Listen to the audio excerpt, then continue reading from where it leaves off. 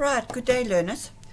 This question 10 in your study guide has a bit of a different thing in that instead of asking you to do an income statement, it asks you to calculate the correct net profit before tax, and it says refer to information B. Now this can be a bit challenging in handling this if you're not used to it, because you're still going to have the same adjustments to do, but you then got to say what effect does that have on the net profit. So let's take a look now at this. You are given, under the information, they said to you the accountant calculated the net profit before tax is that. And they haven't used, the following adjustments have not been recorded. Now the first of your adjustments concerns rent. And you'll notice that in your, next to the answer in the marking guidelines, there's a QR code in which we explain how to calculate this rent. So the rent for March has been received in advance. Therefore, you've actually received too much rent.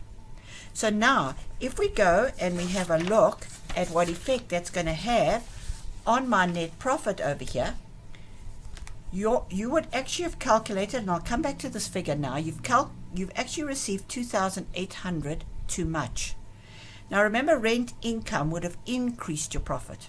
If you've got too much income, you're going to minus it away, it's going to decrease your profit. And that's the important thing. The actual calculation, it's actually covered for you in this, as I say. If you actually go through this QR code, it'll help you. But basically, you have got 3 months at the increase of 300 Rand.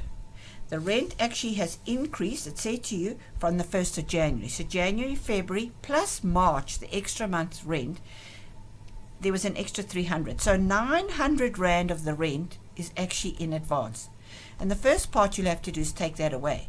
So of that rent of 33,400, we'll minus the 900, which was the extra. That leaves us with 13 months rent. Remember, March is in advance, so there's an extra month. So before your increase was 2,500, and now after it, it's 2,800. But for now, the important thing what I'm focusing on, you've got too much income, so you'll have to minus. Right, the second adjustment, audit fees are still outstanding. Now, obviously, audit fees is an expense, so that will reduce your profit. Now, you haven't paid for February, so it's an expense payable. So if we go to our calculating the correct net profit, that audit fees is an expense, so it'll decrease your profit.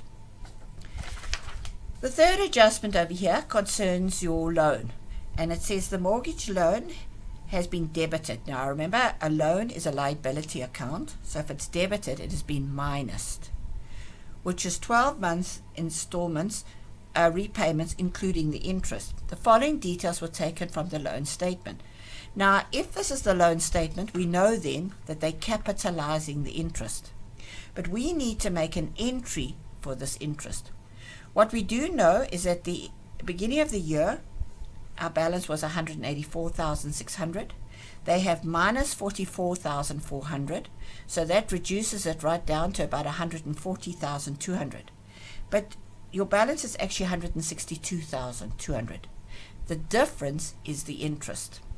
Now, if you look here in your actual memo, it's actually telling you, so that if their balance was that at the end of the year, if you add back 44 and minus the beginning balance is a difference of 22,000.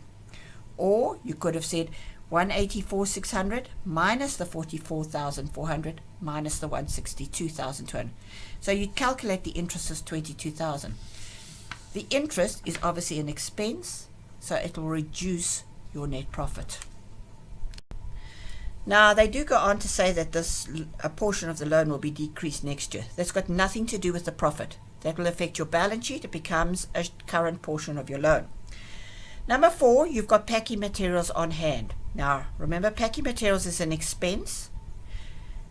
You've bought this packing materials, but you haven't used it. It's only going to be used next year. So you'd have to minus it from packing materials. So if you are decreasing your packing materials, in other words, decreasing your expense, it'll have a positive effect on your profit. Your expense is going down. So therefore, there'll be more profit made. Adjustment number 5 says to you the bank statement received from Bond Bank revealed the following. There was interest on an overdraft. Now, interest on overdraft is obviously an expense, and as an expense, that one a lot easier, it will decrease your profit. And then in this exercise, you were asked to do an asset disposal account, and that was all concerned about the fact that you actually replaced 3 existing computers with 2 new computers. Now you're going to have to do the asset disposal, and that will not only bring in depreciation for the old vehicle, but it'll also bring out your loss. Now let's look at the depreciation. Your depreciation, it says to you on your equipment, is 20% on the diminishing balance. Now the cost price of the 3 old computers, 3 of them together, was $22,500, and up to the beginning of the year they had already been depreciated by $8,100. So you will notice in your memo there's an assistance here. You've got $22,500 minus the $8,100 times 20%, but you only had it for 6 months. So there's a depreciation on the assets that you're selling of $1,440. Then you are going to buy some more, and the new ones cost you $24,500. You've got them for the extra 6 months of the year, so there's an extra depreciation of $2,450. The difficult one in this is that you were left with some old equipment.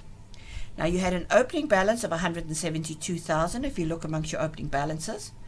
We know that the one we sold was $22,500, so they left me the cost price of $149,500. The total accumulated depreciation on your equipment was given to you at $81,400 minus the $8,100 on the bit you sold, so minus gives you $73,300. That you've had for the whole year, so times 20%.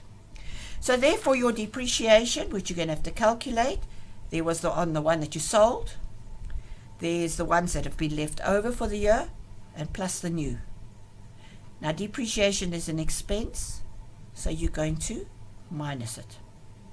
And then you would have worked out a loss on the sale of this asset, and a loss is an expense. So learners, if you are asked to do this, remember there's 2 parts. You do your normal adjustments, you find the correct figure, but then you've got to say to yourself, secondly, and this is what makes it a little bit more difficult, is what effect would that have on your profit? And it's absolutely essential that you indicate either with the brackets or with a minus sign if it's going to reduce your profit. Now this is a question that is often asked in the matric exam, so you are encouraged to practice these and get to understand them. Right, good luck learners.